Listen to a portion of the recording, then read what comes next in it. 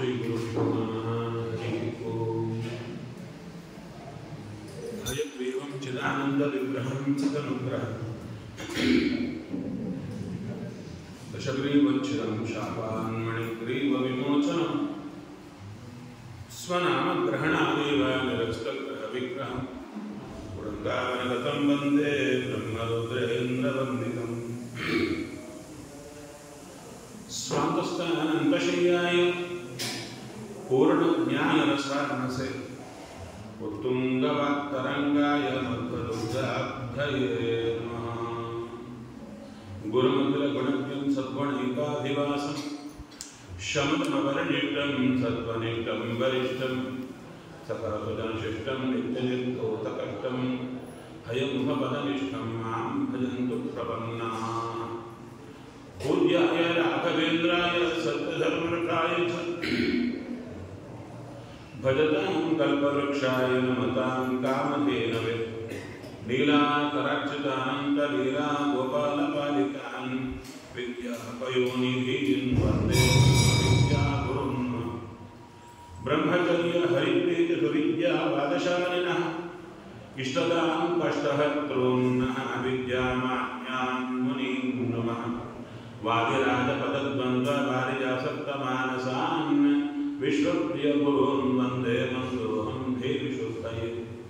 सत्यं सत्यं पुनः सत्यं विष्णुतीर्थप्रसादतः सर्वे कामाः भवन्त्येव शपथो बिम्बसन्निधौ। चिन्तामणिं सभक्तानां कल्पवृक्षं च कामदं स्वामिनं त्वां प्रभुप्रेमतीर्थं वन्देह्यभिप्रदम्। अज्ञानतिमिरच्छेदं बुद्धिसम्पत्प्रदायकं विज्ञानविमलं शान्तं विजयाख्यगुरुं भजे। श्रीगुरुभ्यो नमः हरिः ओम्। भक्तानां मानसां भोजभानवे कामधेनवे नमतां कल्पतरवे जयीन्द्रगुरवे नमः। ದೊಡ್ಡವರಾದಂಥ ಮಹಾತ್ಮರಾಗಿರತಕ್ಕಂಥ ವಿಜಯೇಂದ್ರ ತೀರ್ಥ ಶ್ರೀಪಾದಂಗಳವರ ಆರಾಧನಾ ಮಹೋತ್ಸವವನ್ನು ಇವತ್ತು ಆಚರಣೆ ಮಾಡುತ್ತಾ ಇದ್ದಾರೆ. ವಿಶೇಷವಾಗಿ ನಿನ್ನೆ ಯದ್ಯಪಿ ಮಧ್ಯ ಆರಾಧನಾ, ಇವತ್ತು ಉತ್ತರ ಆರಾಧನಾ ಅಂದರೆ ಏನು? ಆರಾಧನಾ ಅಂದರೆ ಅಯ್ಯೋ ನಮ್ಗೆ ಗೊತ್ತು, ಯಾರ ಆರಾಧನೆ ಇರುತ್ತೆ ಅವತ್ತಿನ ದಿವಸ ಮಠಕ್ಕೆ ಹೋಗ್ಬೋದು, ಪಂಚಾಮೃತ ಅಂತೂ ಮಾಡಿರ್ತಾರೆ, ನಂತರ ಊಟ ಮಧ್ಯಾಹ್ನಕ್ಕೆ ಹಾಕ್ತಾರೆ, ಮಧ್ಯದಲ್ಲಿ ಚೂರು ಪ್ರವಚನ ನಡೆಯುತ್ತೆ.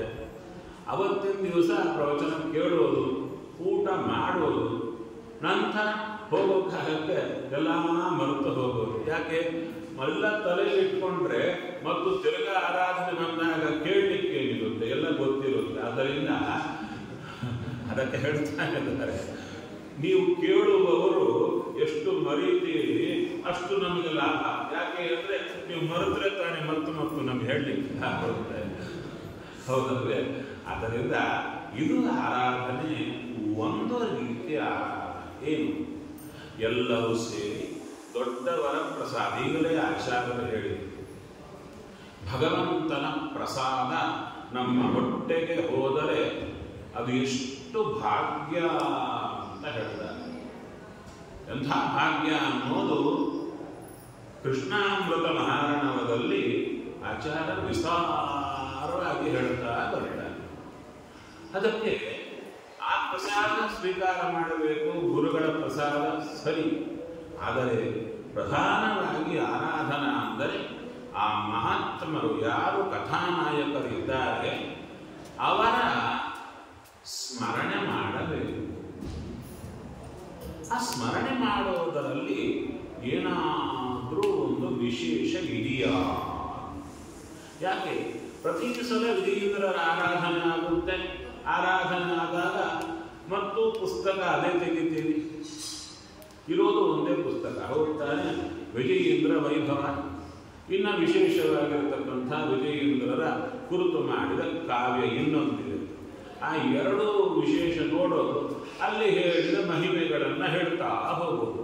ನಮಗೆ ಇರೋ ಮಾಹಿತಿ ಅದೇ ಇರುತ್ತೆ. ನೀವು ಅದನ್ನೇ ಕೇಳ್ತೀರ. ಒಂದು 4 ಸಲ ಕೇಳಿದ ಕೂಡಲೇ ಕೇಳಿದಂತ ಆಗ್ತಾ ಇರುತ್ತೆ.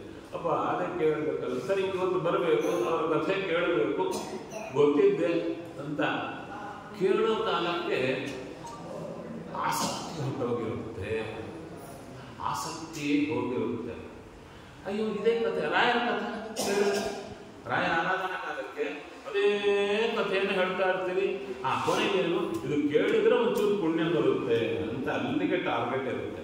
ಅದಕ್ಕೆ ಹೇಳ್ತಾ ಇದ್ದಾರೆ, ಈ ದಿನದಲ್ಲಿ ಆ ಮಹಾತ್ಮರ ಕಥೆಯನ್ನು ಕೇಳುವುದರಲ್ಲಿ ತಾತ್ಪರ್ಯ ಎಲ್ಲಿ ಅಂದರೆ ಇಷ್ಟು ತಾತ್ಪರ್ಯ.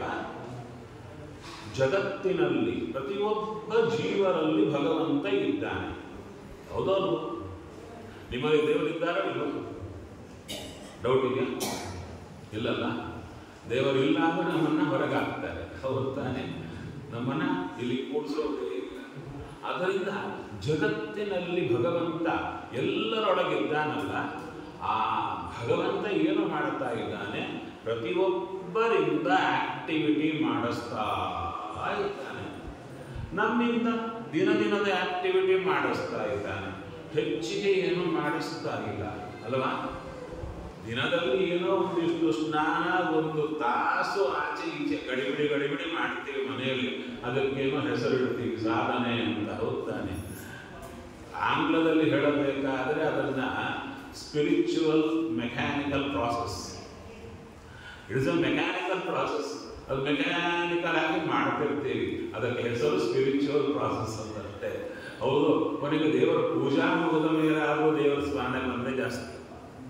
ಸಾಲಗ್ರಾಮಕ್ಕೆ ನೀರು, ಪ್ರತಿಮೆಗೆ ಹೂವು, ಒಳಗೆ ದೇವರೊಬ್ಬನಿದ್ದಾನೆ ಎಂಬ ಎಚ್ಚರವೇ ಕಳ್ಕೊಂಡ್ಬಿಟ್ಟು ದೇವರ ಪೂಜೆಯೂ ಆಗಿಬಿಡ್ತಾ ಇರುತ್ತೆ. ಆದ ಕಾರಣ ಇಲ್ಲೇನು ಬರುತ್ತಾ ಇದೆ? ಪ್ರಧಾನವಾಗಿ ನಮಗೆ ಸಾಧನೆ ಎಂಬುದೇನಿದೆ ಚೂರು ಆಗ್ತಾ ಇದೆ, ಏನು ನಡೀತಾ ಇಲ್ಲ. ಆದರೆ ದೊಡ್ಡ ದೊಡ್ಡ ಮಹಾತ್ಮರಲ್ಲಿ ಭಗವಂತ ಏನು ಮಾಡುತ್ತಾನೆ? ಅವರಲ್ಲಿ ನಿಂತು ಅಂಥ ಸಾಧನೆಯನ್ನ ಮಾಡಿಸ್ತಾನೆ. ವಿಜಯೇಂದ್ರರ ಕುರಿತು ಹೇಳ್ತಾ ಒಂದು ಕಥಾದಲ್ಲಿ ಹೋಗ್ತಾನೆ. ಮಧ್ವರಾಯರು ಮೊದಲುಕೊಂಡು ಇನ್ನು ಭಾಗವತಕ್ಕೆ ಹೋದರೆ ಪ್ರಹ್ಲಾದರಾಜ, ಧ್ರುವರಾಜರು, ಅರಣ್ಯಕಾಚಾರ್ಯರ ಆ ದೃಷ್ಟಿಕೋನ ಅಂದರೆ ಶಾಸ್ತ್ರದಲ್ಲಿ ಹೇಳಿದ್ದೆ. ಅವರು ಸ್ಪಷ್ಟ ಹೇಳ್ತಾರೆ, ಎಲ್ಲ ನೀನು ಶಾಸ್ತ್ರವನ್ನ ಕೇಳುವಾಗ ನೋಡುವಾಗ ದೃಷ್ಟಿ ಬದಲಾಯಿಸು. ನಮಗೆ ಬೇಕಾಗಿದ್ದೇನು ಇವಾಗ ಅಂದರೆ ಎಲ್ಲ ಗೊತ್ತು, ವಿಷನ್ ಡಿಫರೆನ್ಸ್ ಬೇಕಾಗಿದೆ, ನೋಟ ಬದಲಾಗಬೇಕಾಗಿದೆ, ಇನ್ನೇನು ಬೇಕಾಗಿಲ್ಲ. ಅದಕ್ಕೆ ಹೇಳ್ತಾ ಇದ್ದಾರೆ, ಧ್ರುವರಾಜರ ಹತ್ರ ಹೋದ್ರು. ಅಯ್ಯ ಧ್ರುವರಾಜರೇ, ನೀವು ಎಂಥ ಸಾಧನೆ ಮಾಡಿದ್ದೀರಿ?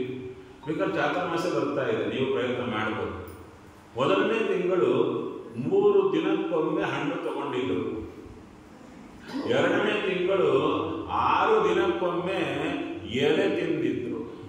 3ನೇ ತಿಂಗಳು 9 ದಿನಕ್ಕೊಮ್ಮೆ ನೀರು ಕೊಡಿದ್ರು. 4ನೇ ತಿಂಗಳು 12 ದಿನಕ್ಕೊಮ್ಮೆ ಗಾಳಿ ತಗೊಂಡ್ರು. ನಮಗೆಲ್ಲ ಇಸ್ ಇಟ್ ಪಾಸಿಬಲ್? ಸಾಧ್ಯನೇ ಇಲ್ಲ. ನಾವು ಆ ಕಥೆ ಹೇಳಿದ ಕೂಡಲೇ ಏನು ತಿಳ್ಕೊಳ್ತೇವೆ? ಧ್ರುವರಾಜರು ಎಂಥ ಸಾಧನೆ ಮಾಡಿದ್ರು, ಅದಕ್ಕೆ ದೇವರ ಅನುಗ್ರಹ ಮಾಡಿದ ಅಂತ ನಾವು ತಿಳ್ಕೊಳ್ತೇವೆ. ಹಾಗೇ ಗಾಡಿ ಮುಂದಕ್ಕೆ ಹೋಗ್ತಾ ಇರುತ್ತೆ. ಧ್ರುವರಾಜರನ್ನೇ ಕೇಳಿದ್ರು, ಸ್ವಾಮಿ ಈ ಸಾಧನೆ ನಿಮ್ಮಿಂದ ಆಯ್ತಲ್ಲ, ಹೇಗಾಯಿತು? ಅವಾಗ ಹೇಳ್ತಾರೆ, ನಾನಲ್ಲಯ್ಯ ಮಾಡಿದ್ದು, ನನ್ನೊಳಗೆ ಸ್ವಾಮಿ ನಿಂತು ನನ್ನಿಂದ ಮಾಡಿಸಿದ್ದು. ಧ್ರುವರಾಜರಲ್ಲಿ ಧ್ರುವ ಅಂತ ಹೆಸರಿನಿಂದ ಇದ್ದುಕೊಂಡು ಧ್ರುವರಾಜರಿಂದ ಅಂಥ ಕಾರ್ಯ ಭಗವಂತ ಮಾಡಿಸಿದ್ದಾನೆ. ಇವಾಗ ಭಾಗವತ ಯಾಕೆ ಕೇಳಬೇಕು ಅಂದ್ರೆ, ಅಲ್ಲಿ ಇವ್ರು ಹೀಗೆ ಮಾಡಿದ್ರು, ಅವ್ರು ಹಾಗೆ ಮಾಡಿದ್ರು ಅದೆಲ್ಲ ಕೇಳ್ತಾ ಬಂದರು. ಕೊನೆಗೆ ಪ್ರಶ್ನೆ ಮಾಡ್ತಾರೆ ವಾದರಾದರು, ನಿಂದೇನು ಬಂತು? ಅವ್ರು ಹಾಗೆ ಮಾಡಿದ್ರು, ಇವ್ರು ಹೀಗೆ ಮಾಡಿದ್ರು, ಇವ್ರು ಹೀಗಿದ್ರು, ಅವ್ರು ಹಾಗಿದ್ರು, ನೀನು ಹೀಗೆ ಇದೆಯಲ್ಲ, ನಿನಗೆ ಭಾಗವತ ಕೇಳಿದ್ದರಿಂದ ಏನು ಲಾಭ? ಅದು ಪಡೆಯೋ ರೀತಿ ಗೊತ್ತಾ ನಿನಗೆ? ಅದಕ್ಕೆ ಹೇಳ್ತಾರೆ, ನೋಡಪ್ಪ, ಕನೆಕ್ಷನ್ ಹೀಗೆ. ನಿನ್ನ ಒಳಗೆ ದೇವರಿದ್ದಾರಲ್ವ, ಅದೇ ದೇವರೇ ಧ್ರುವರಾಜರಲ್ಲೂ ಇದ್ದಾರೆ. ಧ್ರುವರಾಜರಲ್ಲಿ ಯಾವ ದೇವರಿದ್ರೋ ಅದೇ ದೇವರೇ ನಮ್ಮಲ್ಲೂ ಇದ್ದಾರೆ. ಧ್ರುವರಾಜರಿಂದ ಅಂಥ ಸಾಧನೆ ಮಾಡಿಸಿದ್ದು ಆ ದೇವರೇ ನಮ್ಮಿಂದ ಒಪ್ಪತ್ತು ಕೂಡ ಉಪವಾಸಕ್ಕೆ ಒದ್ದಾಡುವಂತೆ ಮಾಡ್ತಾ ಇರೋದೇ ಈ ದೇವರು. ದೇವರಲ್ಲಿ ಡಿಫರೆನ್ಸ್ ಇದೆಯಾ? ಇಲ್ಲ. ಇದೇ ದೇವರೇ ಅವರಿಂದ ಅಂಥ ಸಾಧನೆ ಮಾಡಿಸಿದ್ದು, ನಮ್ಮಿಂದ ಏನೂ ಮಾಡಿಸಿಲ್ಲ. ದೇವರ ಹತ್ರ ಕೂತು, ಸ್ವಾಮಿ ನೀನು ಯಾಕೆ ಈ ವೈಷಮ್ಯ ಮಾಡ್ತಿದ್ಯಾ? ಅವರಿಂದ ಯಾಕೆ ಅಂಥ ಸಾಧನೆ ಮಾಡಿಸಿದ್ಯಾ? ನಮ್ಮಿಂದ ಯಾಕೆ ಈ ಥರ ಮಾಡಿಸಿಲ್ಲ?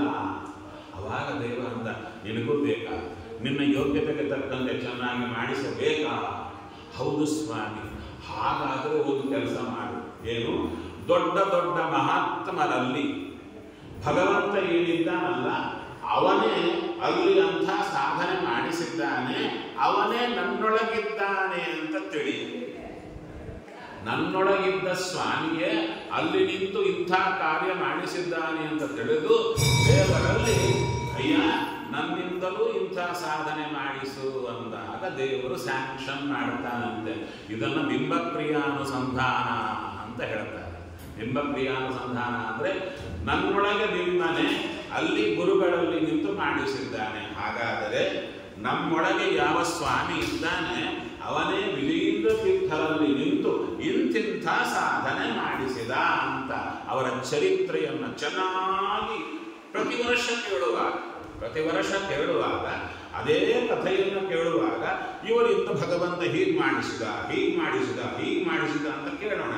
ಕೇಳಿ ನಮ್ಮ ಹೃದಯಕ್ಕೆ ಕನೆಕ್ಷನ್ ಕೊಡೋಣ. ಮನೆ ಸುತ್ತು ಎಲೆಕ್ಟ್ರಿಕಲ್ ವೈರಿಂಗ್ ಮಾಡಿದೆ, ಮನೆ ಸುತ್ತು ಲೈಟಿಂಗ್ ಎಲ್ಲ ಅರೇಂಜ್ಮೆಂಟ್ ಮಾಡಿದೆ, ಪ್ಲಗ್ ಅಲ್ಲಿ ವೈರ್ ಇಟ್ಟಿಲ್ಲ, ಸ್ವಿಚ್ ಹಾಕಿಲ್ಲ, ಏನು ಉಪಯೋಗ? ಶಾಸ್ತ್ರ ಇಡೀ ಕೇಳುದು ಎಲ್ಲ ಮಾಡಿದ್ರು. ಎಲ್ಲಿ ಪ್ಲಗ್ ಅಲ್ಲಿ ಇಡಬೇಕು? ನಮ್ಮ ಹೃದಯದಲ್ಲಿರುವ ದೇವರಲ್ಲಿ ಕನೆಕ್ಷನ್ ಕೊಟ್ಟು ಸ್ವಿಚ್ ಹಾಕಬೇಕು. ಅದನ್ನು ಬಿಟ್ಟು ಎಲ್ಲಾ ಶಾಸ್ತ್ರ ಕೇಳ್ತಾ ಇರ್ತೀವಿ. ಅದನ್ನು ಹೇಳ್ತಾರೆ, ದೊಡ್ಡವರ ಚರಿತ್ರೆಯನ್ನ ಕೇಳಿ ನಮ್ಮ ಬಿಂಬನೇ ಹೇಳ್ತಾರೆ, ಎನ್ನ ಬಿಂಬನೇ ಸರ್ವಬಿಂಬನೆಂದರಿದು ಹಿರಿ ಮನಸ್ವಾಮಿ ಹರಿರ ನಿತ್ಯಂ ಸರ್ವಸ್ಯ ಪತಿರೇವಚ ಅಂತ ತಿಳ್ಕೊಂಡು ವಿಜಯೇಂದ್ರನ ಬಿಂಬಮೂರ್ತಿಯೇ ನನ್ನಲ್ಲಿದ್ದಾನೆ. ಹೇ ಸ್ವಾಮಿ, ಇವರಿಂದ ಇಂಥ ಕಾರ್ಯ ಮಾಡಿಸಿದ್ಯಾ, ದಯವಿಟ್ಟು ನನ್ನಿಂದಲೂ ನನ್ನ ಯೋಗ್ಯತೆಗೆ ತಕ್ಕಂತೆ ಸಾಧನೆ ಮಾಡಿಸುವಂತ ಈ ದಿನ ನಾವು ಪ್ರಾರ್ಥನೆ ಮಾಡಬೇಕು. ಅದು ಮಾಡ್ತಾ ಇದ್ದೀವಾ? ಪ್ರತಿಯೊಂದು ಆರಾಧನೆಯಲ್ಲಿ ಈ ಪಾರ್ಟ್ ಲೋಪ ಆಗ್ತಾ ಇದೆ. ಈ ಥರ ನಾವು ಈ ವರ್ಷ ಪ್ರಾರ್ಥನೆ ಮಾಡೋಣ. ಈ ದಿನ ಮಾತ್ರ ಅಲ್ಲ, ಇಡೀ ವರ್ಷ ಪ್ರಾರ್ಥನೆ ಮಾಡೋಣ. ಬರೋ ವರ್ಷಕ್ಕೆ ನಮ್ಮ ಸಾಧನೆಯಲ್ಲಿ ಚೂರು ಇಂಪ್ರೂವ್ಮೆಂಟ್ ಬರುತ್ತೆ. ದೇವರು ತೋರಿಸ್ತಾನೆ, ನೀ ಪ್ರಾರ್ಥನೆ ಮಾಡಿದ್ದಕ್ಕೆ ನೋಡು ನಿನ್ನಲ್ಲೂ ತೋರಿಸ್ತಾ ಇದ್ದೇನೆ ಅಂತ. ಯಾರಿಗೆ ಏಕಾದಶಿ ಮಾಡಲಿಕ್ಕೆ ಆಗ್ತಾ ಇರಲ್ಲ ಅವರಿಂದ ಮಾಡಿಸ್ತಾನೆ. ಚಿಕ್ಕ ದೃಷ್ಟಾಂತ ಕೊಡ್ತೇನೆ. ಇದು ನೋಡಿ, ನಾವು ಉಪನ್ಯಾಸ ಮಾಡಿ ಸತ್ತು ಹೋಗ್ತೀವಿ. ನೀವು ಕೇಳಿ ಪ್ರಾಣ ಬಿಡ್ತೀರ. ಇಬ್ಬರು ಸೇರಿ ಏನು ಉಪಯೋಗ? ಅನುಷ್ಠಾನಕ್ಕೆ ಹಿಡಿದಿದ್ರೆ ತಿಪ್ಪೆಯಲ್ಲಿ ಹಾಕಲಿಕ್ಕ ಇವೆಲ್ಲ ಹೌದು ತಾನೆ. ಒಂಚೂರು ಎಕ್ಸ್ಪೀರಿಯನ್ಸ್ ಬೇಕಲ್ಲ. ಏನು ಮಾಡ್ತಾ ಇದ್ದೀವಿ ಇದು ಹೌದು ನಮಗೆ ಫಲ ಕೊಡುತ್ತೆ ಅಂತ ಎಕ್ಸ್ಪೀರಿಯನ್ಸ್ ಆದರೆ ಇದರ ಮೇಲೆ ಆನಂದ ಸಂತೋಷ ಬರುತ್ತೆ, ಚೆನ್ನಾಗಿರುತ್ತಪ್ಪ. ಇಲ್ಲದಿದ್ರೆ ಸುಮ್ಮನೆ ಕೇಳಿ ನೀವು ಪ್ರಾಣ ಬಿಡ್ತೀರಿ, ನಾವು ಹೇಳಿ ಬಿಡ್ತೀವಿ, ಸುಮ್ಮನೆ ಹೊರಟೋಗ್ತೀವಿ ಅಷ್ಟೇ. ಹೌದು ತಾನೆ. ಗೊತ್ತಿಲ್ಲದ ದಡ್ಡ ಅಂತ ಇಬ್ಬರು ಪಕ್ಕದಲ್ಲಿ ಹೋದಂತ ಆಗುತ್ತೆ. ಒಬ್ಬ ಆಕೆ ಚೆನ್ನಾಗಿ ಹೇಳ್ತೇನೆ ದೃಷ್ಟಾಂತ. ಆಕೆ ಇಲ್ಲೇ ಬೆಂಗಳೂರಲ್ಲೇ ಇದ್ದಾರೆ. ಅನೇಕ ಜನ ಪ್ರವಚನ ಕೇಳ್ತಾರೆ. ಅರಣ್ಯಕಾಚಾರ್ಯರ ಗ್ರಂಥಗಳ ಪ್ರವಚನ ಇದೇ ಸೂತ್ರ. ಒಂದಿನ ಫೋನ್ ಹಾಕಿದ್ರು. ಎಲ್ಲಿದ್ದಾಳೆ? ಕಪಿಲ ತೀರ್ಥದ ಹತ್ತಿರ ಇದ್ದಾಳೆ. ಪಾವಂಡಿಗೆ ಮೇಲೆ ಕೂತಿದ್ದಾಳೆ. ಏರಬೇಕು ತಿರುಪತಿ ಬೆಟ್ಟ. ಅಲ್ಲಿಂದ ಫೋನ್ ಮಾಡ್ತಾಳೆ. ಆಚಾರ್ಯ, ನಮ್ಮವರೆಲ್ಲ ಬೆಟ್ಟ ಏರಲಿಕ್ಕೆ ಪ್ರಯತ್ನ ಮಾಡಿ ಹೊರಟು ಹೋಗಿದ್ದಾರೆ, ಚೆನ್ನಾಗಿದ್ದಾರೆ ಎಲ್ಲರೂ. ನಾನೇನೋ ಕಾಲು ಹಿಡ್ಕೊಂಡು ಹೋಗಿದೆ, ನಾನು ಪ್ರಯತ್ನ ಮಾಡಬೇಕು ಅಂತ ನೋಡಿದೆ, ಚೂರು ಏರಿದ್ದೇನೆ, ಕಾಲು ಹಿಡ್ಕೊಂಡು ಹೋಗಿದೆ, ಇಳಿಲಿಕ್ಕೆ ಆಗ್ತಾ ಇಲ್ಲ, ಏರ್ಲಿಕ್ಕೂ ಆಗ್ತಾ ಇಲ್ಲ, ಮಧ್ಯೆ ಕೂತಿದ್ದೇನೆ. ಇಲ್ಲಿಂದ ನೀವು ಫೋನ್ ಮಾಡ್ತಾ ಇದ್ದೀರಿ, ಏನು ಮಾಡಿ? ನಾನೇನು ಮಾಡಲಿ? ಬೆಂಗಳೂರಲ್ಲಿ ನಾನು ಕೂತಿದ್ದೇನೆ. ಅದಕ್ಕೆ ಒಂದೇ ಹೇಳಿದೆ, ಅಮ್ಮ ನಿನ್ನೊಳಗೆ ಒಬ್ಬ ಸ್ವಾಮಿ ಇದ್ದಾನಲ್ಲ, ಇಷ್ಟು ದಿವಸ ಪ್ರವಚನ ಕೇಳ್ತಾ ಇದ್ದೀರಾ, ಅವನ್ನ ಹೇಳಿ ನೀನು ಇಷ್ಟು ಜನರಿಂದ ಸಾಧನೆ ಮಾಡಿಸಿದ್ಯಾ, ನನ್ನಿಂದ ಮಾಡಿಸು ಅಂತ ಅಲ್ಲೇ ಹೇಳ್ತಾ ಕೂತ್ಕೊಳ್ಳಮ್ಮ. ಅವನು ಏನೋ ಮಾಡಿಸ್ತಾನೆ ನಿನ್ನಿಂದ. ಸರಿ, ನನ್ನ ಪ್ರವಚನ ನಾನು ಹೊರಟೋದೆ. ಈ ಸೂತ್ರ ಅರಣ್ಯಕಾಚಾರ ಕೊಟ್ಟ ಸೂತ್ರ ಹೇಳಿದೆ, ಹೊರಟೋದೆ. ಸಂಜೆ ಹೊತ್ತಿಗೆ ಫೋನ್ ಬಂತು. ನನಗೆ ಮತ್ತು ನೆನಪಾಯಿತು, ಎಲ್ಲಿಗೆ ಹೋದ್ಲಿಕ್ಕೆ ಈ ಕೆಳಗಿಡದ ನೆನಪು ಹೋಗಲ್ಲ ಅಂತ ಹೇಳಿ ನೋಡಿದರೆ ಆಕೆ ಪಾವತಿಗೆ ಏರಿಕೊಂಡು ದೇವರ ದರ್ಶನ ಮಾಡಿ ಫೋನ್ ಮಾಡಿ, ಆಚಾರ್ಯ ಹೀಗ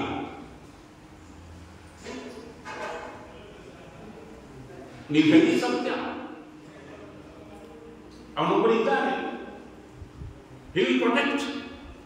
ಇದೊಂದು ಅನುಭವಕ್ಕೆ ಬಂತು, ಚೆನ್ನಾಗಿದೆ ಅಂತ ಆನಂದಪಟ್ಟು. ಅಲ್ಲಿ ಆಕೆ ಒಂದು ಮಾತು ಹೇಳಿದ್ದು ಏನು ಅಂದ್ರೆ, ನನಗೆ ಶ್ರೀನಿವಾಸನ ದರ್ಶನ ಪ್ರತಿ ಸಲ ಮಾಡ್ತಿದ್ದೆ, ಹೋಗಿ ಒಳಗೆ ಮೂರ್ತಿಯನ್ನು ನೋಡಿಕೊಂಡು ಬರ್ತಾ ಇದ್ದೆ ಪ್ರತಿ ಸಲ. ಆದರೆ ಈ ಸಲ ನಾನು ನನ್ನೊಳಗೆ ಕಂಡೆ, ಶ್ರೀನಿವಾಸ ನನ್ನೊಳಗೆ ಇದ್ದಾನೆ, ನನ್ನಿಂದಲೇ ಇಷ್ಟು ದೊಡ್ಡ ಬೆಟ್ಟ ಹತ್ತಿಸಿದ. ಅವನ ಕೆಪಾಸಿಟಿ ಹೇಗಿದೆ ಎಂಬುದು ನನಗೆ ಈಗ ಅರ್ಥ ಆಯಿತು, ಇನ್ನು ಬಿಡಲ್ಲ. ಚೆನ್ನಾಗಿದೆ. ಇದು ಅಪ್ಲಿಕೇಶನ್ ಮೋಡ್. ಈ ಥರ ನಾವು ಅಪ್ಲೈ ಮಾಡ್ತಾ ಬಂದ್ರೆ ಭಗವಂತ ನಮಗೆ ಅನುಗ್ರಹ ಮಾಡ್ತಾರೆ. ಹೌದಾ? ಎಷ್ಟು ರುಚಿಯಾಗಿದೆ ಅಲ್ವಾ? ಚೆನ್ನಾಗಿದೆಯಲ್ವಾ? ಈ ಥರ ನೀವು ಮಾಡಬಹುದಾ? ಎಲ್ಲರೂ ವಯಸ್ಸಾಗಿದೆ, ಎಷ್ಟು 50, 60, 70, 80, ಇನ್ನೇನು ಸೂಟ್ ಕೇಸ್ ಸಿದ್ಧ ಆಗಿದೆ. ಯಾವಾಗ ಕಾಲು ಬಂದ್ರೆ ಹೊರಡೋದು. ಹೌದು ತಾನೆ? ಮತ್ತೆ ಇನ್ನಾದರೂ ಟ್ರೈ ಮಾಡೋದಾಗಿದ್ರೆ ಹೇಗೆ? ನಮ್ಮೊಳಗೆ ಒಬ್ಬ ಸ್ವಾಮಿಯನ್ನ ಸದಾ ಸ್ಮರಣೆ ಮಾಡೋಣ. ನಿಮ್ಮ ಕೈಕಾಲು ಸರಿಗಿಲ್ವಾ? ಆರೋಗ್ಯ ಚೆನ್ನಾಗಿಲ್ವಾ? ಏನು ಮಾಡಬೇಕು ಅಂತ ಒದ್ದಾಡ್ತಿದ್ದೀರಾ?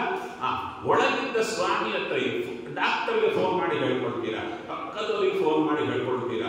ಒಳಗಿದ್ದ ಸ್ವಾಮಿ ಎಂದಾದ್ರೂ ಹೇಳ್ಕೊಂಡಿದ್ದೀರಾ? ಹೇಳಿಲ್ಲ. ಹೇಳಿದ್ರೆ ನೋಡಿ, ಮಕ್ಕಳ ತೊಂದರೆ ಇದೆಯಾ? ಪಕ್ಕದವ್ರ ತೊಂದರೆ ಇದೆಯಾ? ನಿಮಗೆ ತೊಂದರೆ ಇದೆಯಾ? ಅವನಂತ ಕೂತ್ಕೊಂಡು ಒಂದು ಗಂಟೆ ಹೇಳಿ, ಫೋನ್ನಾಗ ಬೇಡ, ಇಲ್ಲಿ ಕೇಳ್ತಾನ. ಅವನು ನಮಗಾಗೆ ಕೂತಿದ್ದಾನೆ, ನಾವು ಅವನ ಬಿಟ್ಟು ಪಕ್ಕದವರ ಹತ್ರ ಮುಖ ನೋಡ್ತಾ ಕೂತಿದ್ದೀವಿ. ಒಂದ್ಸಲ ಅವನ ಕಡೆ ಮುಖ ಮಾಡ್ತಾ ನೋಡಿ. ಬೆಳಿಗ್ಗೆ ಎದ್ದ ಕೂಡಲೇ ಒಂಚೂರು ಅವನ ಹತ್ರ ಮಾತಾಡಿ, ಏನಪ್ಪ ಚೆನ್ನಾಗಿದ್ಯಾ? ನೀ ಚೆನ್ನಾಗಿದ್ರೆ ನಾ ಚೆನ್ನಾಗಿರುತ್ತೇನು? ಜಸ್ಟ್ ಅವನ ಸರಿ ಕನೆಕ್ಷನ್ ಬೆಳೆಸ್ಕೊಳ್ಳಿ. ರಾತ್ರಿ ಮಲಗೋ ಮುಂದೆ ಅವನ ಸರಿ ಮಾತಾಡಿ, ಸ್ವಾಮಿ ಚೆನ್ನಾಗಿಟ್ಟಿದ್ಯಪ್ಪ ಇವತ್ತು, ನಾಳೆ ಬೆಳಿಗ್ಗೆ ನೀನು ಎಬ್ಬಿಸಿದರೆ ಹೇಳ್ತೇನೆ, ಇಲ್ಲದಿದ್ರೆ ಇಲ್ಲ, ಇವತ್ತಂತೂ ರಾತ್ರಿ ಮಲಗಿಸ್ತಾ ಇದೆಯಾ? ಈ ಥರ ಪ್ರಾರ್ಥನೆ ಮಾಡಿದ್ದೀರಾ?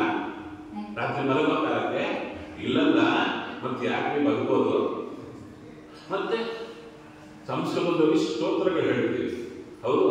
ಆ ಸ್ತೋತ್ರಗಳೇನು ಅರ್ಥ ಗೊತ್ತಿಲ್ಲ, ಏನಿರಲ್ಲ, ಹೇಳಿದ್ದೆ ಪಟ ಪಟ ಪಟ ಪಟ ಹೇಳಿ ಮುಗಿಸಿ ನಾನು ಸಾಧನೆ ಮಾಡಿದೆ. ಇದು ಬೇಕಾಗಿಲ್ಲ.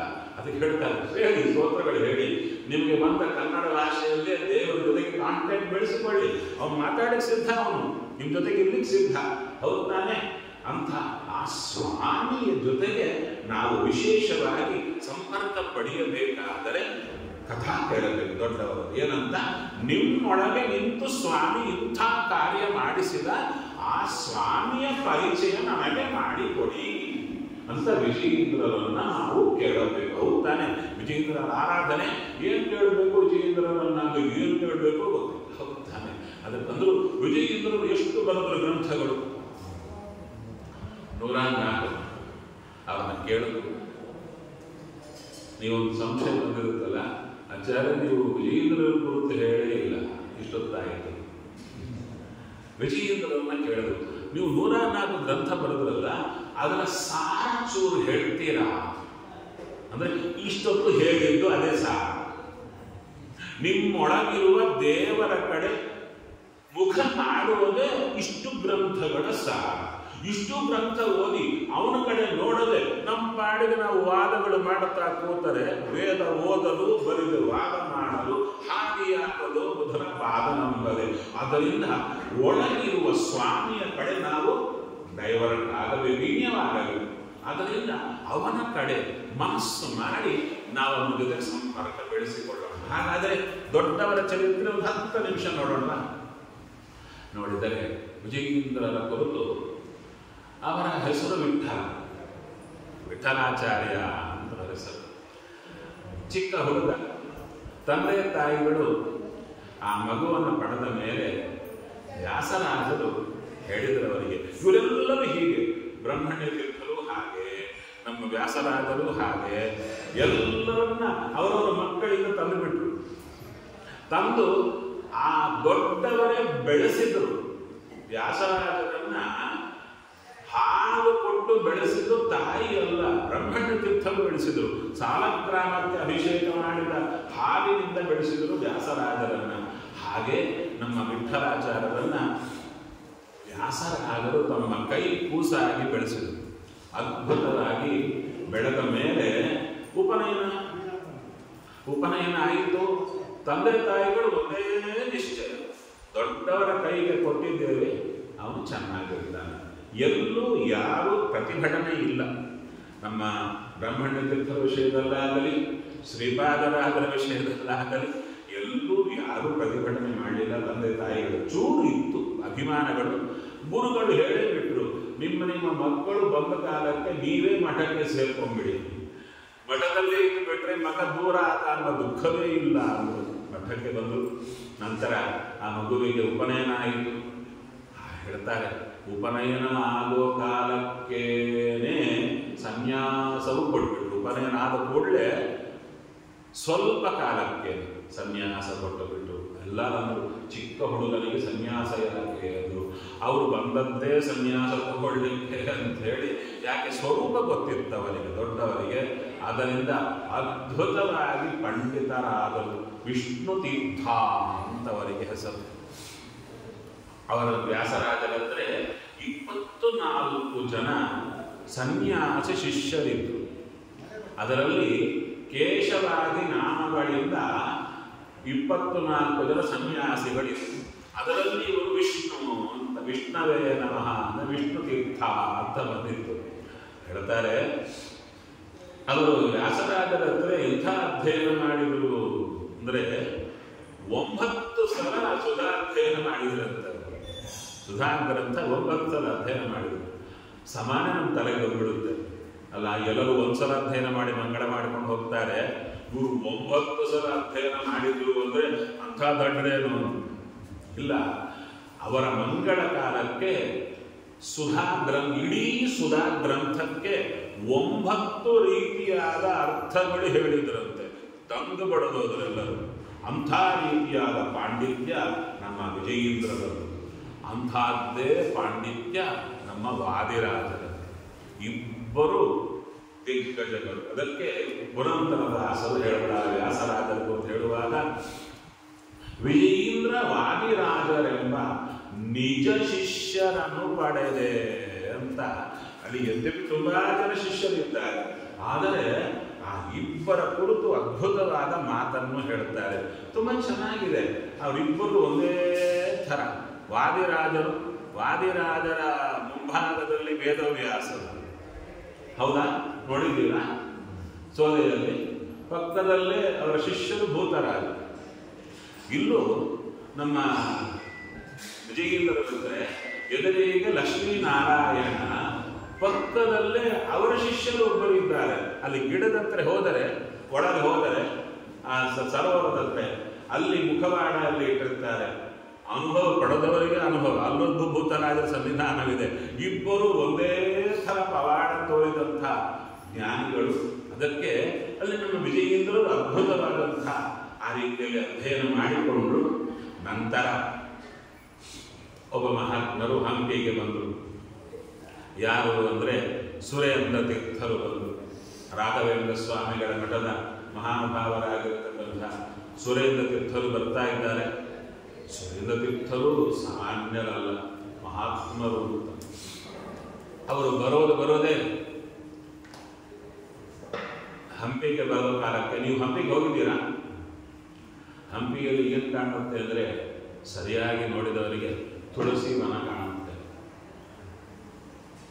ಅವಸರವಾಗಿ ನೋಡಿಕೊಂಡವರಿಗಿಲ್ಲ. ನಾವೊಂದಲ್ಲಿ 20 ದಿವಸ ಅಲ್ಲೇ ಇದ್ದು, ಯಂತ್ರಧಾರಕರ ಹತ್ರ ಅಲ್ಲಿದ್ದು ಎಲ್ಲ ನೋಡಿಕೊಂಡು ಬಂದರೆ ಎಲ್ಲಿ ನೋಡಿದರೂ ತುಳಸಿ ವನ ಅದ್ಭುತವಾಗಿ ಬೆಳೆದಿರುತ್ತೆ. ಯಾರೂ ಬೆಳೆಸಿರಲ್ಲ, ಅದ್ಭುತವಾಗಿರುತ್ತೆ. ಅವರು ನೋಡಿದರಂತೆ ಆ ತುಳಸಿ ಗಿಡ ನೋಡಿದ ಕೂಡಲೇ ಅವರು ಉಪಾಸಕರು.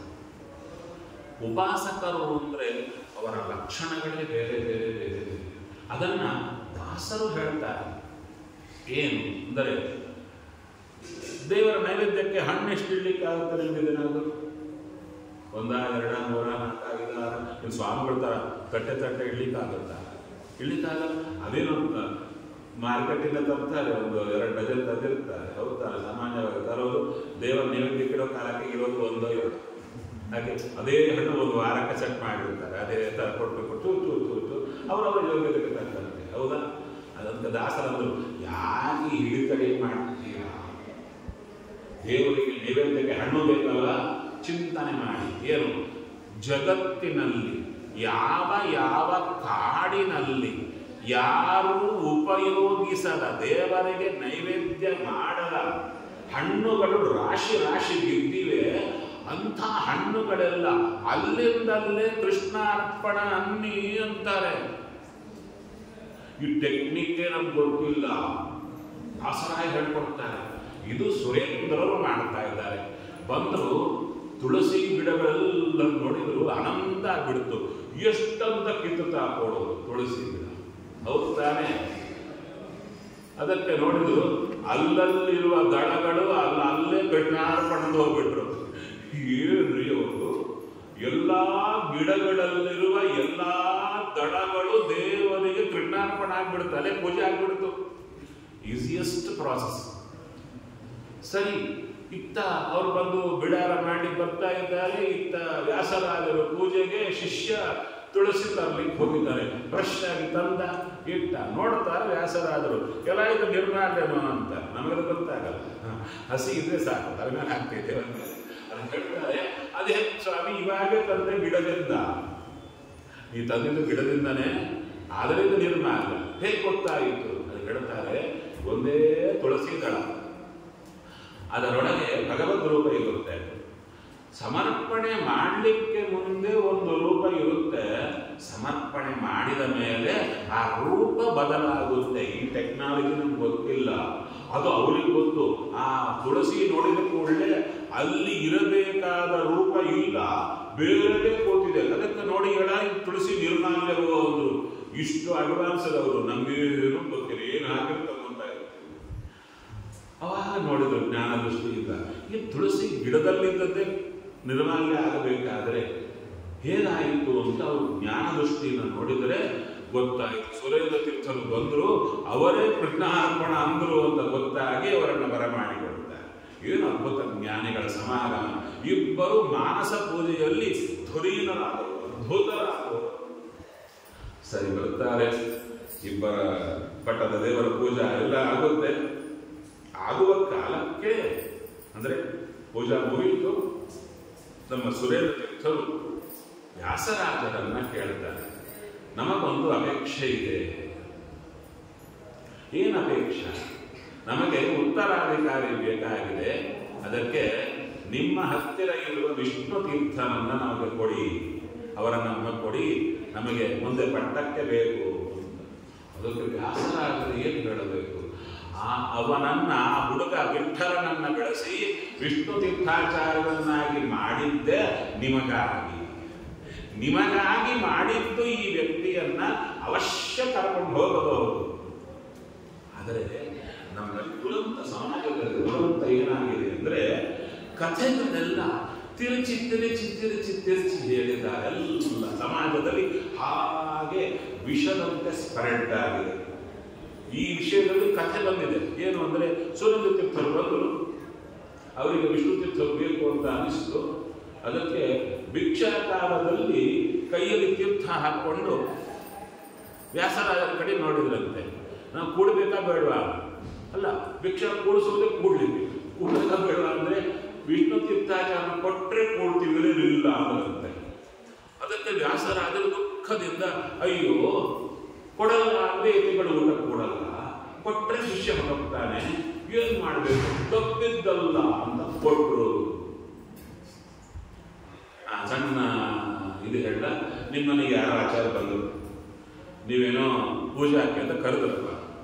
ಒಳ್ಳೆ ಸಾಲಿಗ್ರಾಮ ಇತ್ತು, ಎಲ್ಲೋ ಇದ್ದಿಲ್ಲ, ನಿಮ್ಮಲ್ಲೇ ಇತ್ತು. ಪೂಜೆ ಆಚಾರ್ಯ ಯಾಕೋ ಸಾಲಿಗ್ರಾಮ ಹೊರಗೆ ಇಟ್ಟರು. ನೀವು ಕೇಳಿದ್ರಿ, ಯಾಕೆ ಇಟ್ರಿ? ಇಲ್ಲ ಇಲ್ಲ ಇಟ್ಟಿದ್ದೀನಿ ಅಂತ ಹೇಳಿದ್ರು. ಊಟದ ಕಾಲಕ್ಕೆ ಕೈಯಲ್ಲಿ ತಿಂತ ಹಾಕೊಂಡ್ರು. ಆದ್ಮೇಲೆ ಕೇಳಿದ್ರು, ನಂಗೆ ಆ ಸಾಲಿಗ್ರಾಮ ಕೊಟ್ಟರೆ ಊಟ ಕೊಡ್ತೀನಿ, ಕೇಳಿದ್ರೆ ಇಲ್ಲ. ಅರ್ಥ ಆಗ್ತಾ ಇದೆಯಾ? ನೀವು ಆ ಸಾಲಿಗ್ರಾಮ ಕೊಟ್ಟರೆ ಊಟ ಕೊಡ್ತೀನಿ, ಇಲ್ಲದಿಲ್ಲ ಅಂದ್ರೆ ನೀವೇನು ಮಾಡ್ತೀರಾ ಹೇಳಿ. ತಪ್ಪಿದ್ದಲ್ಲ ಅಂತ ಯಾಕಾದ್ರೂ ಈ ಆಚಾರ ಕರುಗವ ಅಂತ ಬೈಕು ಅಂತ. ಹೌದಾ? ಆ ಸಾಲಿಗ್ರಾಮ ಇಂಥದ್ದು ನಿಮ್ಮ ತಾತಂದ್ರ ಕಾಲದಿಂದ ಬಂದಿದ್ದರು. ಹೌದಾ? ಅದ್ರ ಕೊಡಬೇಕಲ್ಲ ಅಂತ ಬೇಡ ಅನ್ಬೋದು. ಮಾಮೂಲಾದ್ರೆ ಊಟ ಕೂತಿದ್ದಾರೆ, ಹೇಗೆ ಮಾಡಬೇಕು? ಅದಕ್ಕೆ ಕೊಟ್ಟು ಕಳಿಸ್ತೀರಾ. ಹೌದಾ? ಈ ಲೆವೆಲ್ಗೆ ಬಂದು ಯಾವುದು ವ್ಯಾಸರಾಜರು ಮತ್ತು ಸೂರ್ಯರ ವಿಷಯ ಎಂಥ ಕಳಮಟ್ಟಕ್ಕೆ ತಂದದ್ದು. ಹೌದು ತಾನೆ? ಅದು ಹೇಳ್ತಾರೆ, ನಮ್ಮ ವಿಜಯೇಂದ್ರ ಚರಿತ್ರೆಯಲ್ಲೇ ಬರುತ್ತೆ, ಸ್ಪಷ್ಟ ಹೇಳ್ತಾರೆ. ವ್ಯಾಸರಾಜರು ವ್ಯಾಸಯೋಗಿ ಚರಿತ್ರೆಯಲ್ಲಿ ಬರುತ್ತೆ. ಸುರೇಂದ್ರ ತೀರ್ಥರು ಬಂದು ಕೇಳಿದಾಗ ನಿಮಗಾಗಿ ಇಟ್ಟ ವಸ್ತು ಇದು, ನೀವು ತಗೊಂಡು ಹೋಗ್ಬೋದು ಅಂತ ಸಂತೋಷವಾಗಿ ಕೊಟ್ಟವರು ವ್ಯಾಸರಾಜ ಪ್ರಭುಗಳವರು. ಸರಿ, ವಿಜಯೇಂದ್ರರಿಗೆ ಆಶ್ರಮ ಕೊಟ್ಟು ನಂತರ ಸುರೇಂದ್ರ ತೀರ್ಥರು ಅದ್ಭುತವಾದ ರೀತಿಯಲ್ಲಿ ವೇದಾಂತ ಸಾಮ್ರಾಜ್ಯಕ್ಕೆ ಪಟ್ಟಾಭಿಷಿಕ್ತರನ್ನಾಗಿ ಮಾಡ್ತಾರೆ. ನಂತರ ಸ್ವಲ್ಪ ಕಾಲಕ್ಕೆ ಸುರೇಂದ್ರ ತೀರ್ಥರು ಅವರು ವೃಂದಾವನಸ್ಥರಾಗ್ತಾರೆ. ಇವರು ನಮ್ಮ ಗುರುಗಳಾಗಿರ್ತಕ್ಕಂತಹ ವಿಜಯೇಂದ್ರರು ಇಡೀ ಆಸೆಗೂ ಹಿಮಾಚಲ ಪೂರ್ಣ ಸಂಚಾರ ಮಾಡಿಕೊಂಡು ಬರುತ್ತಾರೆ. ಪ್ರಧಾನವಾಗಿ ಆ ಕಾಲದಲ್ಲಿ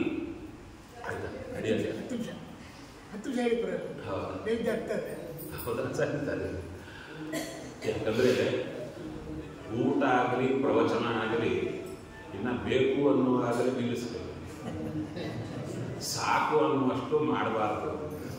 ಹೌದು ತಾನೆ? ಸರಿ, ಎಲ್ಲ ದೇಶ ಸಂಚಾರ ಮಾಡಿಕೊಂಡು ಬಂದರು. ಅನೇಕ ಪವಾಡಗಳು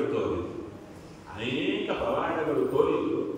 ಜೊತೆಗೆ ಏನು ಮಾಡಿದ್ರು ಅಂದರೆ ಶೈವರು ಆಗಿನ ಕಾಲದಲ್ಲಿ ಲಿಂಗಾಯತರು ಅವರೆಲ್ಲರ ಪ್ರಾಬಲ್ಯ ಜಾಸ್ತಿ ಇದೆ. ಅದ್ಯಾಕೆ ಈ ಮಾತು ಹೇಳ್ತಾ ಇದ್ದೀರಾ ಅಂದರೆ ಈಗೂ ಇದ್ದಾರೆ, ಆಗಲೂ ಇದ್ದಾರೆ. ಆದರೆ ಆಗ ಪ್ರಾಬಲ್ಯ ಶಬ್ದ ಯಾಕೆ ಬಳಸಿದ್ದೀರಾ ಅಂದರೆ ಆಗಿನ ಕಾಲದವರು, ಆಗಿನ ಆ ಒಂದು ಶೈವ ಮತದ ಒಂದು ಪಂಡಿತರೇನಿರ್ತಾ ಇದ್ದಾರಲ್ವ, ಅವರು ರಾಜರನ್ನು ವಶ ಮಾಡಿಕೊಂಡು ರಾಜಸ್ಥಾನದಲ್ಲಿದ್ದುಕೊಂಡು ಯಾರು ಬ್ರಾಹ್ಮಣರಿರ್ತಾರೆ ಅವರನ್ನು ಬಲವಂತವಾಗಿ ಅವರ ಇದಕ್ಕೆ ಬದಲ ಮಾಡ್ತಾ ಇದ್ದರು. ಇದನ್ನು ತಡೆದವರೇ ನಮ್ಮ ವಿಜಯೇಂದ್ರ ತೀರ್ಥರು. ಅದ್ಭುತವಾಗಿ ಅವರ ಅವೆಲ್ಲವನ್ನ ತಡೆದು ಆ ಮತಗಳ ನಿರಾಕರಣ ಮಾಡಿ ಒಬ್ಬ ತುಂಬ ವಾದಕ್ಕೆ ಬರ್ತಾನೆ. ಅದರಲ್ಲಿ ವಿಜಯೇಂದ್ರ ತೀರ್ಥರು 64 ವಿದ್ಯೆಗಳಲ್ಲಿ ಚತುಷ್ಷಷ್ಟಿ ಕಳಾನಿಪುರದವರು. ಎಲ್ಲರಿಗೂ ಹೇಳಿಬಿಟ್ಟಿರ್ತಾರೆ, 64 ವಿದ್ಯೆಗಳಲ್ಲಿ ಯಾರು ಬೇಕಾದರೂ ನನ್ನ ಸರಿ ಬರಬಹುದು ಸ್ಪರ್ಧೆಗೆ ಅಂತ. ಎಲ್ಲರೂ ಬಂದು ಸೋತು ಹೋಗಿ ಬಿಡ್ತಾರೆ.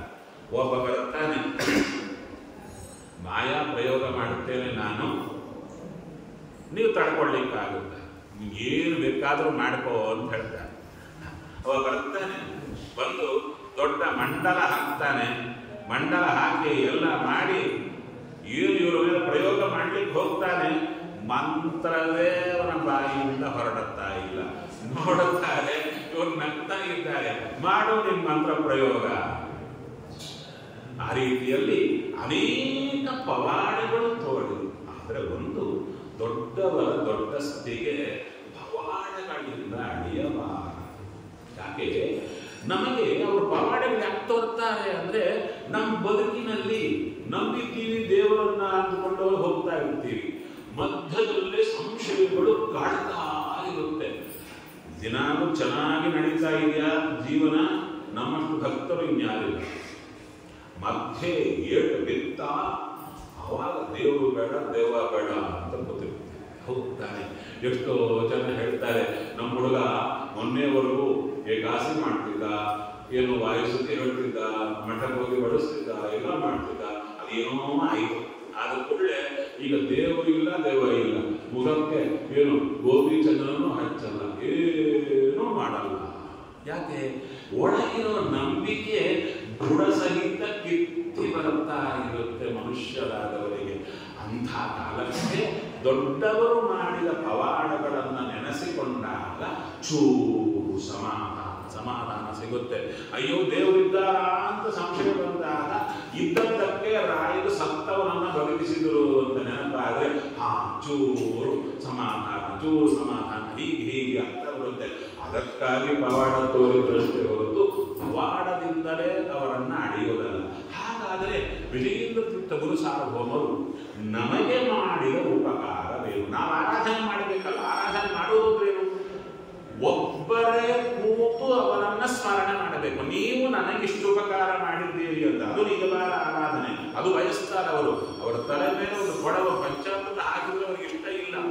ಅವರು ಏನು ನಮಗೆ ಉಪಕಾರ ಮಾಡಿದ್ದಾರೆ ಅದನ್ನ ನಾವು ಒಬ್ಬರೇ ಕೂತು ನೆನಲು ಒಂದು ನಮಸ್ಕಾರ ಮಾಡಿದರೆ ದೊಡ್ಡ ವಜ್ರದ ಹಾರ ಅವರಿಗೆ.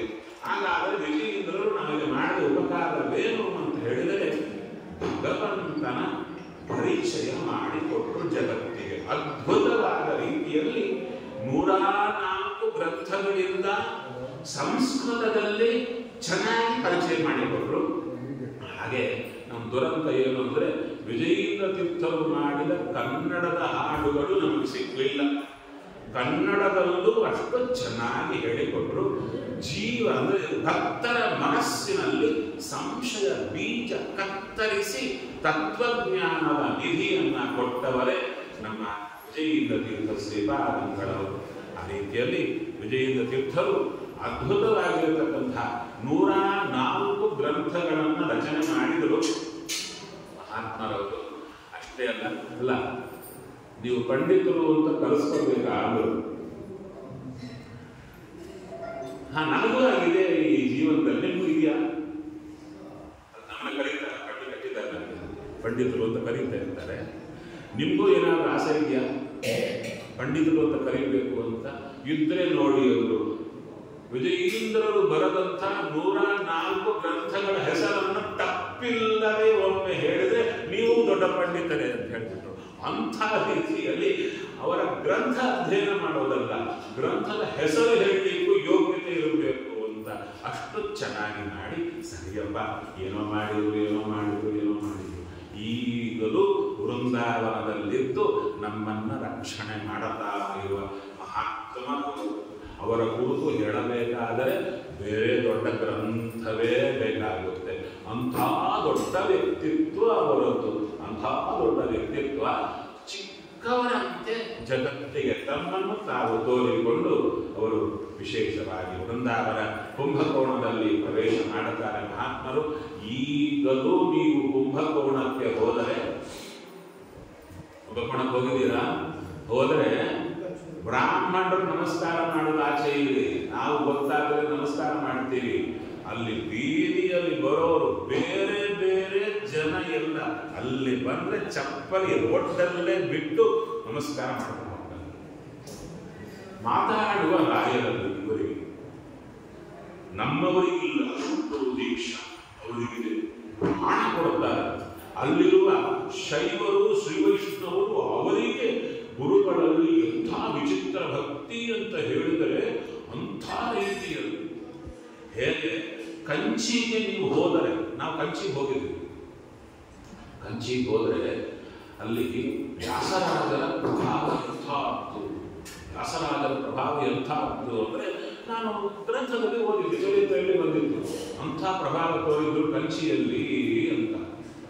ಆದರೆ ಅವರ ಹೆಸರು ಶ್ರೀವೈಷ್ಣವರಿಗೂ ಎಲ್ಲರಿಗೂ ಗೊತ್ತಿರೋದು ಅಂತ ನಂಗೆ ಗೊತ್ತಿದ್ದಿಲ್ಲ. ನಾವಲ್ಲಿ ಆನೇಕ ಕೂತ್ರೆ ಅವ್ರು ಬಂದು ಕೇಳ್ತಾರೆ, ವ್ಯಾಸರಾಯ ಮೇಡಮ್ ಕೇಳ್ತಾರೆ.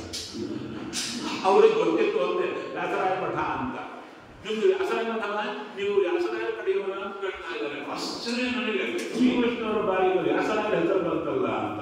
ಆ ರೀತಿಯಲ್ಲಿ ಕುಂಭಕೋಣದಲ್ಲಿ ಅದ್ಭುತವಾದ ರೀತಿಯಲ್ಲಿ ತಮ್ಮ ಕೀರ್ತಿಯನ್ನ ಜಗತ್ತಿನಲ್ಲಿ ಮೆರೆಸಿದಂತಹ ಮಹಾತ್ಮರೇ ನಮ್ಮ ವಿಜಯೇಂದ್ರ ತೀರ್ಥ ಗುರು ಸಾರ್ವಭೌಮರು. ಇವತ್ತಿನ ದಿನ ಆ ಮಹಾತ್ಮನ ಸ್ಮರಣೆ ಮಾಡಿದ್ದಕ್ಕೆ ನಮ್ಮ ಜನ್ಮ ಸಾರ್ಥಕ ಆಗಿದೆ. ಆ ರೀತಿಯಲ್ಲಿ ಅವರ ಅಂತರ್ಯಾಮಿ ಭಗವಂತ ಅವರಿಂದ ಬೇರೆ ಬೇರೆ ಬೇರೆ ರೀತಿಯಾಗಿರ್ತಕ್ಕಂತಹ ಸುಧಾರಣೆಗಳನ್ನು ಮಾಡಿಸಿದ. ಜಗತ್ತಿನಲ್ಲಿ ಅವರ ಒಳಗಿರುವ ಸ್ವಾಮಿ ನಮಗೆ ಪೂರ್ಣ ಅನುಗ್ರಹ ಮಾಡಲಿ ಅಂತ. ಇದೊಂದು ಚೂರು ಹೇಳಿಬಿಡ್ತೇನೆ. ಅಲ್ಲಿ ಹೋಗಿದಾಗ ಅಲ್ಲಿ ಪ್ರತಿಮೆಗಳಿವೆ, ನೋಡಿದ್ದೀರಾ? ಶೋಕಿಸಲು ಇಟ್ಟಿರ್ತಾರೆ, ದೂರ ಇಟ್ಟಿರ್ತಾರೆ. ಅದೆಲ್ಲ ವಿಜಯೇಂದ್ರ ತೀರ್ಥರು ತಮ್ಮ ಕೈಯಿಂದ ಮಾಡಿದ ಪ್ರತಿಮೆಗಳು. ಆಶ್ಚರ್ಯ ಆಗುತ್ತೆ. ಅದರಲ್ಲಿ ನಿಂತ ನರಸಿಂಹದೇವರನ್ನು ಪ್ರತಿಮೆ ವಸ್ತ್ರ ಹಾಕೊಂಡು ಇರುವಂತಹ ಅದ್ಭುತವಾದ ಮೂರ್ತಿಗಳು ಏನು ನೋಡಿದರೆ ನನಗೆ ಎಲ್ಲ ತಗೊಂಡು ಬಂದ್ಬಿಡೋಣ ಮನೆಗೆ ಅನಿಸ್ಬಿಡ್ತು. ಅಷ್ಟು ಚೆನ್ನಾಗಿರುತ್ತೆ ಅದ್ಭುತವಾದ ಮೂರ್ತಿಗಳು ಎಲ್ಲ ಕೈ ಅಂದರೆ ಅವರ ಕಲಾಶಕ್ತಿ ಅಂತಹದ್ದು. ಆ ರೀತಿಯಾಗಿ ಅವರ ಉಪಾಸನ, ಆ ಭಗವಂತನ ಲಕ್ಷ್ಮೀನಾರಾಯಣ ಉಪಾಸನೆ ಮಾಡಿದ್ದಾರೆ. ಆ ಭಗವಂತನಲ್ಲಿ ಪ್ರಾರ್ಥನೆ ಮಾಡೋಣ. ಇಂಥ ಗುರುಗಳನ್ನು ಕೊಟ್ಟು ನಮ್ಮ ರಕ್ಷಣೆ ಮಾಡಿದೀಯಾ. ನಮಗೆ ಬೇಕಾಗಿದ್ದಿಷ್ಟೇ ದೇವರಲ್ಲಿ ನಂಬಿಕೆ, ಗುರುಗಳಲ್ಲಿ ನಂಬಿಕೆ, ನಿತ್ಯದಲ್ಲಿ ಮಾಡುವ ಸಾಧನೆಯಲ್ಲಿ ಬದಲಾವಣೆ. ಏನು ಮೆಕ್ಯಾನಿಕಲ್ ಆಗಿ ಏನು ಸಾಧನೆ ಮಾಡ್ತಾ ಇದ್ದೀವಲ್ಲ, ನಾವೆಲ್ಲ ಮೆಕ್ಯಾನಿಕಲ್ ಆಗಿಬಿಟ್ಟಿದ್ದೀವಿ. ಅದರಲ್ಲಿ ಚೂರು ಭಗವಂತನ ಕಡೆಗೆ ನಮಗೆ ಒಲವು ಕೊಡಲಿ ಅಂತ ದೇವರಲ್ಲಿ ಪ್ರಾರ್ಥನೆ ಮಾಡೋಣ. ಸರಿ, ಇವತ್ತೆಲ್ಲ ನೋಡಿದ್ವಲ್ಲ, ನಮ್ಗೊಂದು ದೃಷ್ಟಾಂತ ಕೊಟ್ಟನ. ಒಬ್ಬ ನಮ್ಮೊಳಗೆ ದೇವರಿದ್ದಾರೆ ಅಂತ ಅವನ ಪ್ರಾರ್ಥನೆ ಮಾಡಿದರೆ ನಡೆಸ್ತಾನೆ ಎಂಬುದು ಅದು ನಡೆಯಿತು ಅಂತ ಹೇಳಿದ್ನಲ್ಲ. ನೀವೆಲ್ಲ ಸೇರಿದ್ರಲ್ಲ, ಇದನ್ನು ನಾವು ಜೀವನದಲ್ಲಿ ಅಪ್ಲೈ ಮಾಡ್ಬೋದಾ? ಮಾಡ್ಬೋದಲ್ಲಿ ಸುಳ್ಳುತ್ತೀರಾ? ನಮ್ಮೊಳಗೆ ಭಗವಂತ ಇದ್ದಾನೆ. ನೀವು ಯಾರ್ಯಾರಿಗೂ ಹೋಗಿ ದಿಕ್ಕಿಲ್ಲದಂತೆ ಯಾಕೆ ಕೂಗ್ತೀರಾ? ಅವನ ಮುಂದೆ ಹೇಳಿಕೊಳ್ಳಿ. ಹೌದು ತಾನೆ? ಇವತ್ತಿಂದ ಶುರು ಮಾಡ್ಬೋದಾ? ಏನ್ ಮಾಡ್ತೀರಾ? ಬೆಳಿಗ್ಗೆ ಎದ್ದು ಒಳಗೆ ಅವನ್ನ ಹೇಗೆ, ನಿಮಗೆ ಯಾರಾದರೂ ಒಂದು 10 ಲಕ್ಷ ಟೋಪಿ ಹಾಕಿದವನಿದ್ರೆ, 10 ಲಕ್ಷ ಟೋಪಿ ಹಾಕಿದವ ಸಿಕ್ಕ ಎದುರಿಗೆ ಹೇಗೆ ನೀನ್ ಹೀಗೆ ಮಾಡಿದ್ಯಾ, ನೀನ್ ಹೀಗೆ ಮಾಡಿದ್ಯಾ ಅಂತ ಬೈತೀರಲ್ವ, ಅವನು ಎದುರಿಗಿದ್ರೆ ಹಾಗೆ ಒಳಗೆ ದೇವರಿದ್ದಾನೆ ಅಂತ ಚೆನ್ನಾಗಿ ಅವನ ಎದುರಿಗೆ ಇಟ್ಟುಕೊಂಡು ಅವನ ಮುಂದೆ ಇವತ್ತು ಇದು ಮಾಡ್ಬೇಕಂತ ಇದ್ದೀನಿ, ಹೀಗಿದೆ ಹೀಗಿದೆ ಹೀಗಿದೆ, ನಿಮ್ ಪ್ಲಾನಿಂಗ್ ಎಲ್ಲ ಅವನ ಮುಂದೆ ಸಬ್ಮಿಟ್ ಮಾಡಿಬಿಡಿ. ಆಯ್ತಾ? ನೀನು ಅನುಗ್ರಹ ಇರಲಿ ಅಂತ ಪ್ರಾರ್ಥನೆ ಮಾಡ್ತೀರಿ. ನಾನು ಇಷ್ಟು ಕಷ್ಟಪಟ್ಟು ಹೇಳಿದ್ದು ನೀವು ಸುಮ್ಮನೆ ಕೇಳಿಬಿಟ್ರೆ ಏನು ವೇಸ್ಟ್ ಅಪ್ಪ. ನಾನು ಪ್ರವಚನಕ್ಕೆ ಯಾಕೆ ಬಂದೆ ಗೊತ್ತಾ? ನೀವು ಪ್ರತಿ ವರ್ಷ ನೀವು ಕೇಳ್ತಾನೇ ಇರ್ತೀರಾ, ಅದಕ್ಕಾಗಿ ನಾನು ಬಂದಿಲ್ಲ. ನಿಮ್ಮಲ್ಲಿ ಒಂದು ಕೊಟ್ಟು ಹೋಗೋಣ, ಅದು ಬರೋ ವರ್ಷದವರೆಗೂ ಪ್ರಾಕ್ಟೀಸ್ ಆಗಲಿ ಅಂತ ಬಂದೆ. ಹೌದು ತಾನೆ? ಇಷ್ಟೊಳಗೆ ಮಾಡಿಲ್ಲಲ್ಲ, ಒಳಗೆ ದೇವರ ಚಿಂತನೆ ಮಾಡಿ ಅವನ ಹತ್ರ 10 ನಿಮಿಷ ಹೇಳ್ಕೊಂಡದಿದೆಯಾ? ಇಲ್ಲಲ್ಲ. ಮತ್ತಾಗ್ಲಿ ಇವತ್ತಿನ ಶುರು ಮಾಡೋಣ. ಆಯ್ತು, ರಾತ್ರಿ ಮಲಗೋ ಕಾಲಕ್ಕೆ ಅಬ್ಬ ಇಷ್ಟಿಷ್ಟ ಆಯ್ತು, ಪ್ಲಸ್ ಮೈನಸ್, ಇಷ್ಟು ಒಳ್ಳೆ ಕೆಲಸ ಮಾಡಿದೆ, ಇಷ್ಟು ಕೆಟ್ಟ ಕೆಲಸವೂ ಆಗ್ತೇಯ, ಇಷ್ಟು ಒಳ್ಳೆ ಕೆಲಸ ಆಯ್ತು, ಕೆಟ್ಟ ಕೆಲಸ ಆಯ್ತು, ಎರಡೂ ನಿನ್ ಮುಂದೆ ಇಡ್ತಾ ಇದ್ದೀನಿ, ನೀನೇನು ಸರಿ ಮಾಡು ಅಂತ ದೇವರ ಮುಂದೆ ಕೈ ಜೋಡಿಸಿ ರಾತ್ರಿ ಒಂದು 10 ನಿಮಿಷ 5 ನಿಮಿಷ ಒಂದ್ಸರಿ ಮಾತಾಡ್ಬೋದಾ? ಒಬ್ಬರೇ ಮಾತಾಡೋದು ಸ್ವಲ್ಪ ಗಟ್ಟಿಯಾಗಿ ಮಾತಾಡಬೇಡಿ, ಪಕ್ಕದಲ್ಲೂ ಹೆದರ್ಕೊಳ್ತಾರೆ ಅಲ್ವಾ, ಯಾರು ಇಲ್ಲದೆ ಮಾತಾಡ್ತಿದ್ದಾರೆ ಅಂತ. ಒಳಗೊಳಗೆ ದೇವರ ಜೊತೆಗೆ ಮಾತಾಡಿ. ಈಗ 1 ವರ್ಷ ಮಾಡಿ ನಿಮಗೆ ತೊಂದರೆ ಬಂದಾಗ ಹೇಳಿಕೊಳ್ಳಿ. ಏನಂದ್ರೆ ಪ್ರಾಬ್ಲಮ್ ಸಾಲ್ವ್ ಆಗದಿದ್ರೆ ಬರೋ ವರ್ಷ ಬರ್ತೀವಿ ನಾನು ಹೇಳಿ, ಆಚಾರ್ಯ ನೀವು ಹೇಳಿದ್ ಸರಿಯಲ್ಲ, ನಮ್ಗೆ ಅವನು ಒಳಗಿದ್ದವನು ಏನು ರೆಸ್ಪಾಂಡ್ ಆಗ್ತಾ ಇಲ್ಲ ಅಂತ ನಾನು ಹೇಳಿ ನಾನು ಪ್ರವಚನ ಬಿಟ್ಬಿಡ್ತೀನಿ. ಸರಿಯಾ? ಅಂಥ ಪವರ್ಫುಲ್ ಟೂಲ್ ಇದು. ಎಷ್ಟೋ ಜನರಿಗೆ ಒಳಗಿದ್ದ ಸ್ವಾಮಿ ಕಡೆಗೆ ವಿಶೇಷವಾಗಿ ಒಲವು ಬರಬೇಕು. ಇದೇ ಮಾರ್ಗ.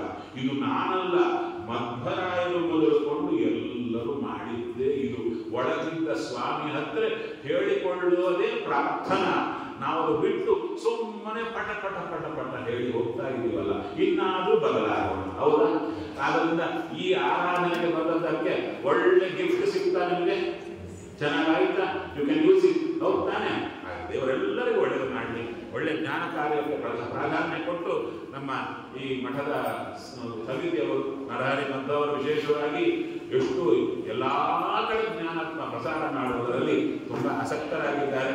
ಅವರಿಗೆ ಬಿಟ್ಟವರಿಗೆ ಎಲ್ಲ ವಿಶೇಷವಾದಂತಹ ಸಮಿತಿಯವರಿಗೆ, ಅರ್ಚಕರಿಗೆ ಎಲ್ಲರಿಗೂ ಭಗವಂತ ವಿಶೇಷವಾಗಿರ್ತಕ್ಕಂಥ ಜ್ಞಾನ, ಭಕ್ತಿ, ವೈರಾಗ್ಯ, ಅವರಿಗೆ ಬೇಕಾದ ಹುರುಪು, ಸಾಧನೆ ಎಲ್ಲ ಕೊಟ್ಟು ಅವರ ಮಾತಿಗೆ ಹೋಗೊಟ್ಟಿ ಬರುವಂತಹ ನಿಮಗೆಲ್ಲ ಅನುಗ್ರಹ ಮಾಡಲಿ ಎಂದು ಪ್ರಾರ್ಥನೆ ಮಾಡ್ತೇನೆ. ಶ್ರೀಕೃಷ್ಣ.